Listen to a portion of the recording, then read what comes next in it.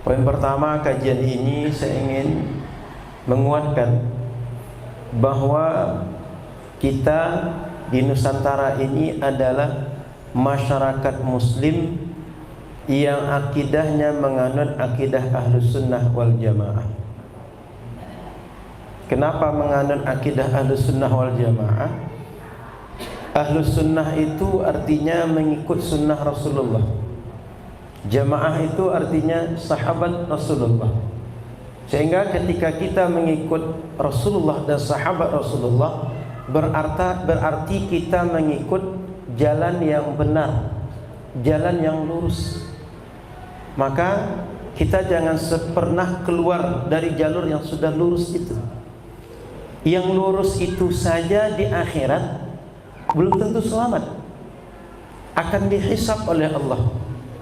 Bayangkan kalau kita keluar dari yang lurus. Kata Nabi sallallahu alaihi wasallam, la yazalu qadama 'abdin yaumal qiyamah hatta yus'ala an arba'. Nanti kita akan ditanya oleh Allah, ditagih pertanggungjawaban, dan tak akan selesai, tak akan disuruh lewat sampai ditanya 4 hal. An umurihi fima afnah. Di dunia Allah kasih hidup 50 tahun, 40 tahun, 60 tahun, dihabiskan untuk apa? Apakah untuk yang benar atau yang salah, yang sesuai syariat atau tidak? Wa an jasadihi fima ablah. Yang kedua, badan kita ini segar bugar, sehat, kuat. Untuk apa dimanfaatkan? Wa an syababihi fima afnah. Ketika muda, energik, ketika kita masih gesit, bisa berbuat banyak, untuk apa dihabiskan kesempatan muda itu? Mohon maaf Bapak Ibu, anak muda kalau dengan orang tua ketika berbuat memang tak akan seimbang. Anak muda energinya masih banyak, idenya masih banyak, kemudian bisa dinamis. Orang tua sudah melewati masa itu, bukan tak bisa, sudah lewat. Betul Bapak Ibu. Jadi orang tua ini pengalamannya yang sangat penting bagi anak muda. Kalau bertanding dengan anak muda bukan masanya. Maka yang keempat ditanya nanti, an malihi min aina iktasabahu wa fima anfaqah. Dapat duit, dapat harta, dapat aset, datang dari mana? Lalu digunakan untuk apa? Maka orang muslim ini, dia dapat duit, dia dapat harta, dapat apa saja, dia itu perhitungan Pak. Dia tanya, ini datang dari mana? Hak saya atau bukan? Patut untuk saya atau tidak? Ini halal bagi saya atau tidak? Karena harta yang dia dapat akan jadi makanan, akan jadi pakaian, akan jadi tempat tinggal, yang semua itu akan pengaruh terhadap dirinya. Maka di akhirat nanti orang yang lurus saja, orang yang benar saja, itu akan dihisab oleh Allah. Bayangkan kalau kita keluar dari yang lurus. Maka setiap kita Bapak Ibu rahmati Allah mesti konsisten, mesti tetap dalam jalur Ahlus Sunnah wal Jamaah. Gimana caranya? Kalau ingin konsisten, ingin lurus, ingin tetap Ahlus Sunnah wal Jamaah, mesti tetap mengaji, mesti tetap ada pengajian Masjid Darul Hikmah. Karena kalau tidak ngaji kita tahu dari mana. Kalau tidak ngaji, kita akan mengetahui tentang akidah kita, ibadah kita, amaliyah kita, akhlak kita dari mana. Yang ngaji saja belum tentu dapat, apalagi yang nggak ngaji. Ya Bapak Ibu rahmati Allah Subhanahu wa taala, saya ingatkan poin pertama, masyarakat kita Nusantara ini secara keyakinan kita semua Ahlus Sunnah wal Jamaah. Ikut Rasulullah, ikut sahabat Rasulullah. Apa akidah Ahlus Sunnah wal Jamaah itu? Kajiannya kalau kita simpulkan atau kita singkatkan pada pembahasan pokok, 3 pembahasan pokoknya. 1, ilahiyat, tentang Tuhan. Apa keyakinan kita tentang Tuhan? Kita yakin Allah Tuhan kita, dan Allah itu Tuhan yang memiliki segala sifat kesempurnaan, Tuhan yang tidak memiliki satupun sifat kekurangan, sifat yang menunjukkan tidak berdaya, sifat yang menunjukkan aib dan cacat. Suci Allah dari segala itu. Maka oleh ulama kita, agar simple, mudah kita menghafal, nggak sulit kita mengkaji setiap ayat dan hadis, disimpulkan ada sifat Allah yang mesti kita tahu, yang kemudian ada namanya sifat wajib, ada sifat mustahil, ada sifat jaiz bagi Allah. Sifat wajib itu artinya sifat yang pasti ada pada Allah, pasti Allah bersifat dengan sifat-sifat itu. Mustahil pasti tidak bersifat dengan sifat-sifat mustahil itu. Jaiz bisa bersifat dengan sifat yang jaiz itu atau tidak. Apa contoh?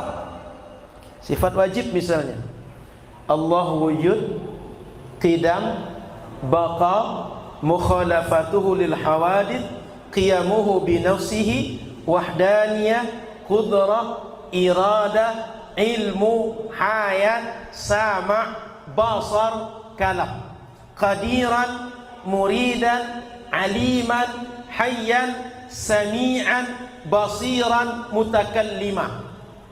Pernah Bapak Ibu belajar ini? Dari SD lagi Pak? Atau ada yang baru dengar ini? Seorang muslim mesti hafal, mesti yakin dengan sifat seperti ini. Apa arti wujud? Ketika disebut sifat wajib bagi Allah wujud, maknanya Allah pasti ada. Kenapa Allah pasti ada? Tidak masuk akal. Ada ciptaan, tapi tak ada pencipta. Kita ini ciptaan. Alam tempat kita hidup, bumi, matahari, apa saja tempat kita hidup ini, yang kita nampak semuanya ciptaan Allah. Jika semuanya ada, tak mungkin dia ada tanpa ada yang menciptakan. Siapa yang menciptakan? Allah Subhanahu wa ta'ala. Maka Allah pasti bersifat ada. Lalu ketika orang tanya, sejak kapan adanya Allah? Dijawablah, Allah bersifat qidam. Sebelum semua makhluk dia ada. Kenapa? Dia Allah, dia pencipta. Yang namanya pencipta adanya sebelum semua ciptaan ada. Sehingga Allah Subhanahu wa ta'ala, dia tak bertinggal di jalan rukun, dia tak bertinggal di masjid, dia tak bertinggal di langit, tak bertinggal di aras, tak bertinggal di Makkah, tak bertinggal di Baitul Maqdis, tak bertinggal di mana tempat. Kenapa? Semua yang kita sebutkan tadi itu adalah makhluk ciptaan Allah, ada setelah Allah ciptakan. Langit siapa yang ciptakan Bapak Ibu? Allah. Aras, belum ada langit, belum ada aras, Allah sudah ada. Betul? Berarti pasti Allah tidak di atas langit, pasti tidak di atas aras. Maka kalau ada orang bilang, Ustaz, bukannya Nabi Isra Mi'raj itu menunjukkan Allah di atas langit? Pernah dengar gitu? Bapak Ibu bisa jawab. Ujung ayat itu menjelaskan bahwa ayat itu, coba terbaca ujungnya, Subhanalladzi asra bi'abdihi laylan minal masjidil haram ilal masjidil aqsa alladzi barakna haulah. Terus apa ujungnya? Linuriyahu min ayatina. Kata Allah, perjalanan Isra Mi'raj itu bukan untuk jumpa Allah. Tengok ujung ayatnya, linuriyahu, kami ingin perlihatkan kepada Muhammad itu. Apa? Sebagian daripada tanda kebesaran kami.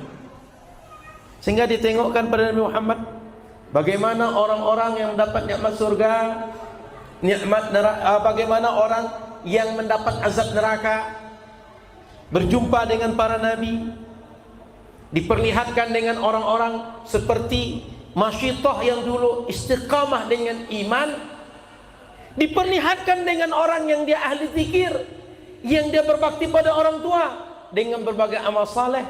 Nabi Muhammad dengan itu kemudian melihat berbagai tanda kebesaran Allah sehingga makin yakin, makin kokoh dalam berdakwah setelah sebelumnya ditinggalkan oleh orang-orang yang dicinta oleh Rasulullah sallallahu alaihi wasallam.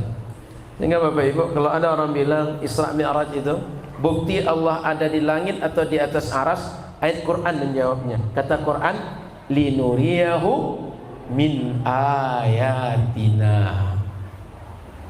Terang bagi Bapak Ibu. Lalu kalau orang tanya, Allah itu kira-kira dia sampai kapan adanya? Apakah dia mati? Ada expire-nya atau tidak? Dijawab oleh sifat-sifat Allah tadi, dia baqa, kekal. Kullu man 'alaiha fanin wa yabqa wajhu rabbika dzil jalali wal ikram. Semua yang di alam ini dia akan mati, dia akan binasa, dia akan habis, dia akan punah. Ada ujungnya. Tapi Allah Subhanahu wa taala kekal. Sebelum ada makhluk dia sudah ada. Tak ada lagi makhluk yang hidup nanti, dia tetap ada.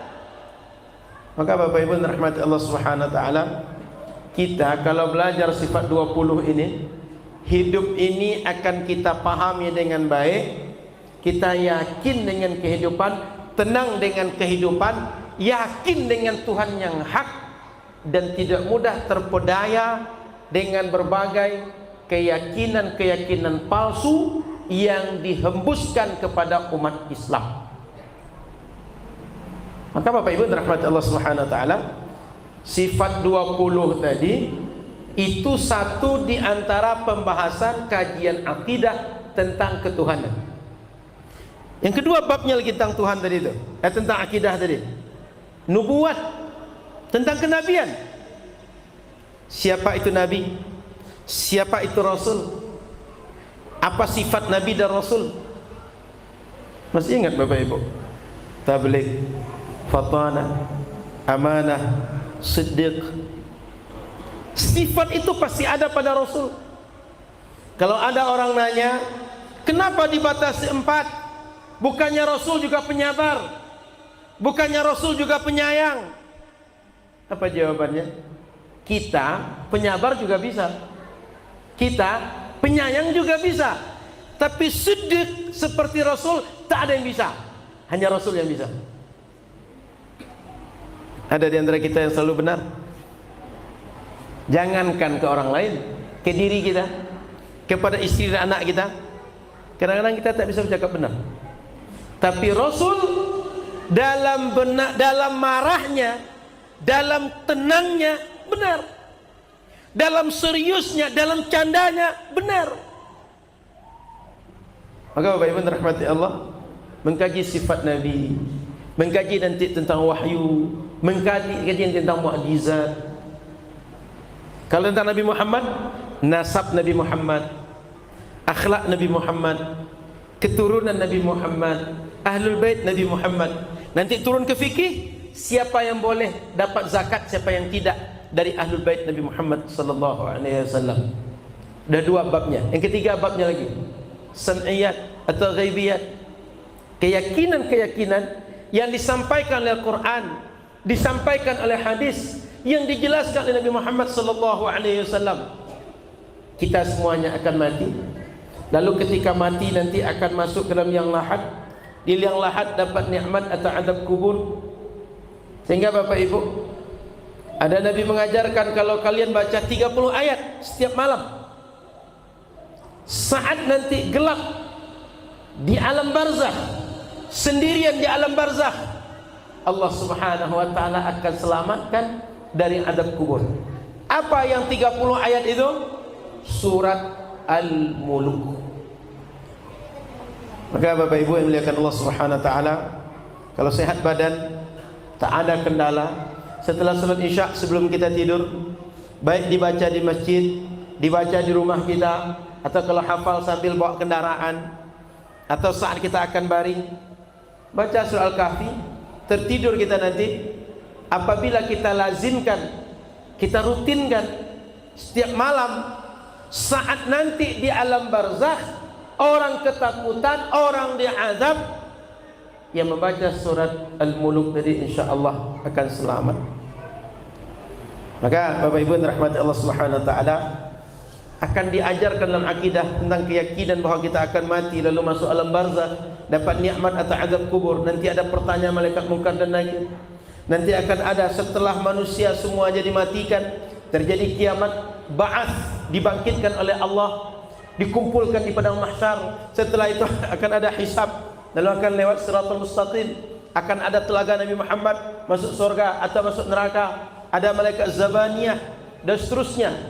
Dijelaskan dalam kajian akidah 3 babnya: ilahiyat tentang ketuhanan, nubuat tentang nabi, sam'iyat atau ghaibiyat tentang keyakinan-keyakinan yang disampaikan oleh nabi, yang dijelaskan oleh nabi berasal dari Allah Subhanahu wa taala, yang umumnya bersifat ghaib, dari sunnah.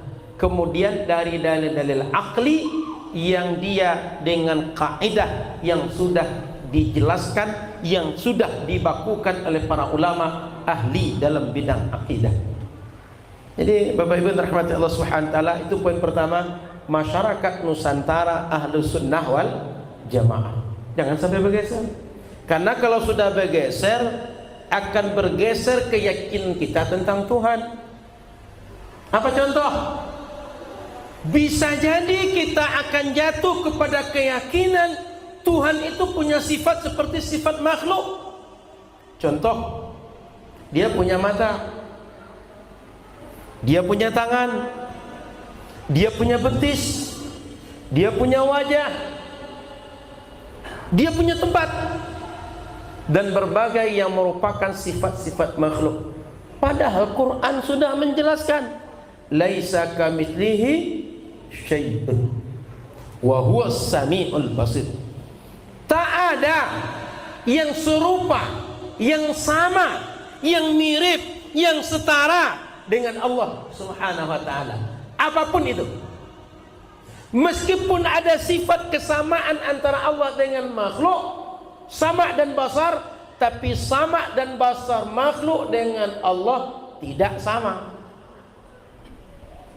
Lagi ayat satu lagi, kata Allah, lam yalid wa lam yulad wa lam yakul lahu kufuwan ahad. Ayat itu hafal kita. Bahkan dulu zaman sahabat Nabi, mereka untuk dasar akidah, surat Al-Ikhlas saja sudah cukup bagi mereka dasar akidah. Qul huwallahu ahad, Allahus samad, lam yalid wa lam yulad wa lam yakul lahu kufuwan ahad. Tak ada yang sama dengan Allah, tak ada yang serupa dengan dia, tak ada yang mirip dengan dia. Tak ada sama itu maksudnya satu sisi, dua sisi, atau seluruh sisinya. Maknanya bahwa makhluk kalau memiliki sifat, tak ada satupun kesamaan dengan Allah.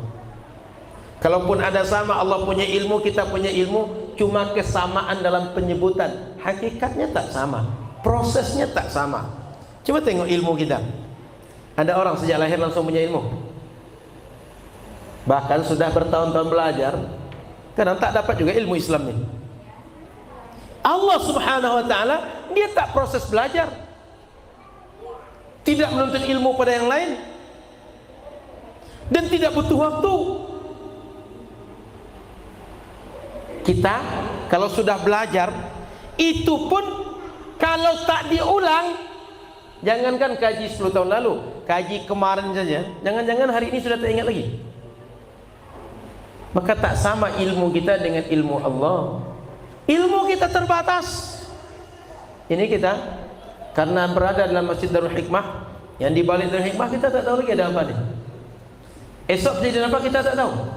Di rumah kita entah apa kejadian tak tahu. Nanti kita pulang ke rumah kejadian apa tak ada satu pun yang tahu. Tapi ilmu Allah Subhanahu wa taala muhitun bi kulli syai'in. Apa saja semuanya diketahui oleh Allah Subhanahu wa taala. Yang belum terjadi, yang sedang terjadi, yang akan terjadi, Allah tahu. Tapi hati-hati Bapak Ibu. Jangan mengira, Ustaz, untuk apa kita sholat lagi? Karena Allah dah tahu kita masuk surga atau masuk neraka nanti. Ingat, di situ sebutkan ilmu Allah. Dia tahu kita akan masuk surga nantinya atau masuk neraka.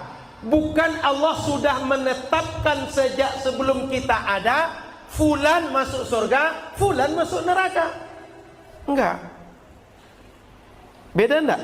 Allah menetapkan dengan Allah tahu. Beda atau sama? Beda. Kita sering Allah mengetahui, kita anggap Allah menetapkan. Sehingga sebagian orang bilang, ngapain kami sholat? Untuk apa kami puasa? Toh kalau masuk surga akan masuk surga juga. Sudah ditentukan dari sononya. Kalau akan masuk neraka juga akan masuk neraka juga. Sudah dari sononya begitu. Bedakan Bapak Ibu. Allah tahu siapapun kita ini, sebelum kita ada apa yang terjadi dengan kita, setelah kita ada dan nanti sampai waktu yang tak terbatas, kita akan bagaimana, Dia Maha tahu. Kita tidak tahu seperti itu.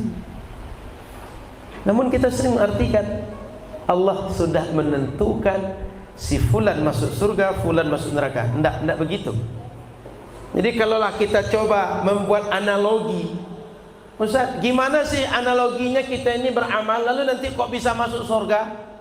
Gini Pak, anggap bapak-bapak, ibu-ibu punya pembantu rumah tangga atau punya asisten di rumah.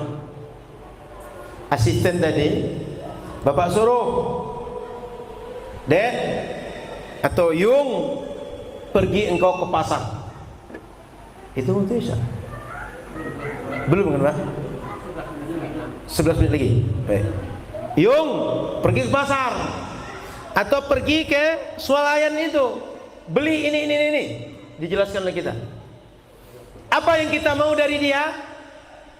Dia beli, dia laksanakan sesuai yang kita inginkan. Tapi apa yang lakukan oleh si Iyung tadi? Dia lakukan yang kita mau atau tidak? Betul. Kalau dia lakukan yang kita mau, kita suka dengan dia. Sehingga mungkin puluhan tahun, mungkin 20-an tahun dia bekerja untuk kita. Tapi kalau dia melakukan yang tak kita suka, kita tak senang dengan dia, mungkin kita ganti dia, atau asal dia berbuat, curiga kita dengan dia, atau marah kita dengan dia. Betul? Sama dengan kita. Kita ini dikasih Allah kesempatan hidup di dunia. Kalian hiduplah di dunia. Aku kasih setiap kalian dalam diri kalian iradah, bisa pilih ini jalan baik yang kanan, ini jalan yang buruk yang kiri. Pilihlah mau pilih yang mana. Bebas kalian. Kalau kalian pilih yang kanan, lakukan sesuai aku mau, aku suka dengan kalian, aku kasih kalian pahala, aku ridhoi kalian, aku rahmati kalian, sehingga kalian aku masukkan dalam surga aku.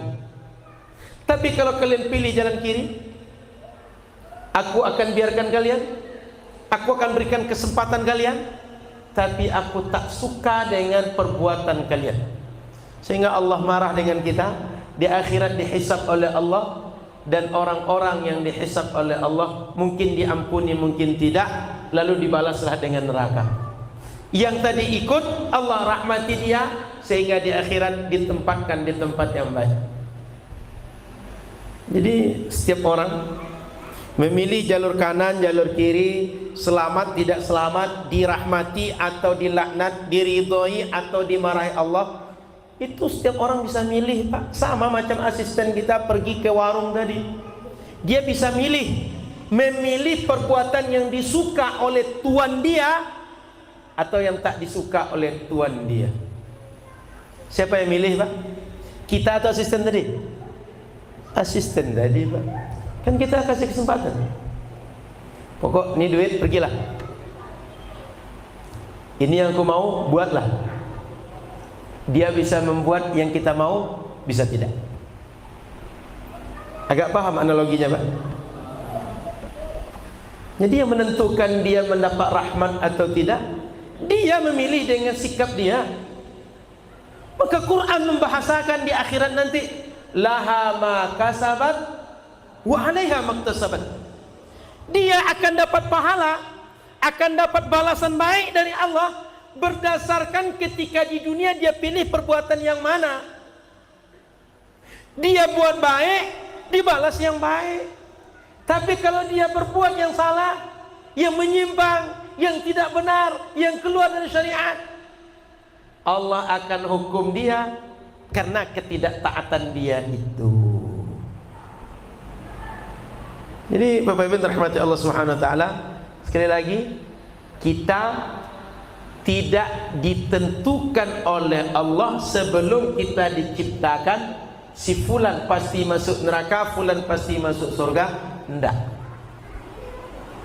Cuma kalau Allah tahu apa yang akan terjadi dengan si fulan ke depan, Allah tahu. Maka kalau ada di antara kita nanti pada akhirnya masuk neraka atau pada akhirnya masuk surga, bagaimana proses kita sehingga sampai masuk surga atau masuk neraka, itu setiap lika-likunya, setiap perjalanannya, detailnya Allah tahu. Tapi bukan Allah paksakan, bukan Allah kehendaki sejak sebelum kita ada, bahwa kita nanti sebagai satu di antara umpan api neraka atau satu di antara orang yang akan masuk surga. Paham di sini Bapak Ibu?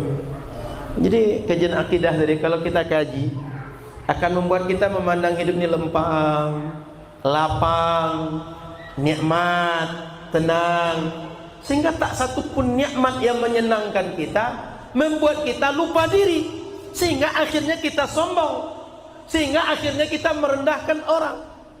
Kalaupun ada derita, ada musibah, ada kendala dalam hidup, tak satu pun membuat kita pesimis, membuat kita marah, membuat buruk sangka, atau menganggap Allah tak adil. Maka ajaban li amril mu'min, kata Nabi, orang beriman ini menakjubkan cara mereka pandang hidup. Bagaimana menakjubkannya? Idza asabahul khairu, kalau dia melakukan kebaikan, dia dapat kebaikan atau berbagai kesenangan dalam hidup, syakar, fakana khairan lah, dia bersyukur kepada Allah, dan itu sikap yang terbaik memang. Wa idza asabahu dharra, kalau dia diuji dengan hal yang tak menyenangkan, sabar, bersabar, dan itu yang terbaik untuk dia memang. Coba bayangkan Bapak Ibu, hidup ini kita lalui dengan marah-marah. Mau marah ke siapa? Dengki ke siapa? Allah yang ciptakan kita, Dia menghidupkan kita, Dia mematikan kita, Dia kasih rezeki kita. Ya terserah Dia mau kasih apa, mau kasih di mana, mau kasih bagaimana, mau kasih berapa. Dan tidak beradab kalau kita ngatur-ngatur Allah yang ngasih kita. Adab itu kalau kita terima yang Dia kasih untuk kita. Maka ketika ada orang meninggal, ketika ada satu musibah terjadi dengan kita, yang selalu kita baca inna lillahi. Apa maksud kalimat itu? Mengingatkan kepada diri saya, mengingatkan kepada orang yang tahu keadaan saya. Kita nih adalah ciptaan Allah, kita nih datang dari Allah, kita nih akan kembali kepada Allah. Sehingga setiap kita ketika diambil satu nikmat, tidak perlu marah, nggak perlu sedih, nggak perlu menyesali, nggak perlu menyalahkan siapapun.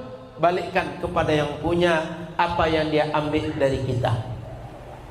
Hingga kalau dia meninggal, hati lapang.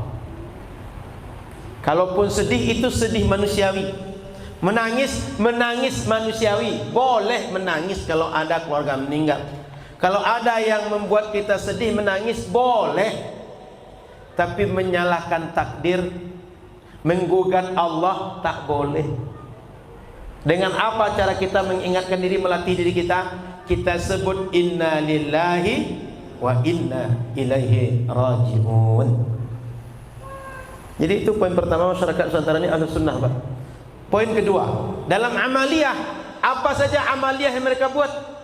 Apakah mereka sholat, berwudu, puasa, silaturahim, perbuatan sehari-hari? Mereka mengikut para ulama. Betul. Kenapa begitu? Quran ini Bapak Ibu, wahyu dari Allah. Kalau kita ngerti mengamalkannya, ada ilmunya, langsung amalkan dengan ilmu kita. Tapi kalau nggak ngerti, nggak ada solusi, Pak, kecuali ikut orang yang ngerti.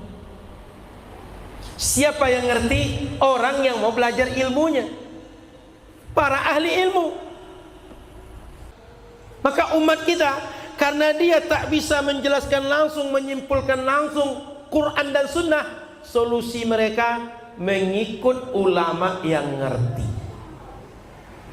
Maka kita membuat pengajian seperti ini, bagian dari cara kita agar agama yang kita buat ngikut orang yang ngerti.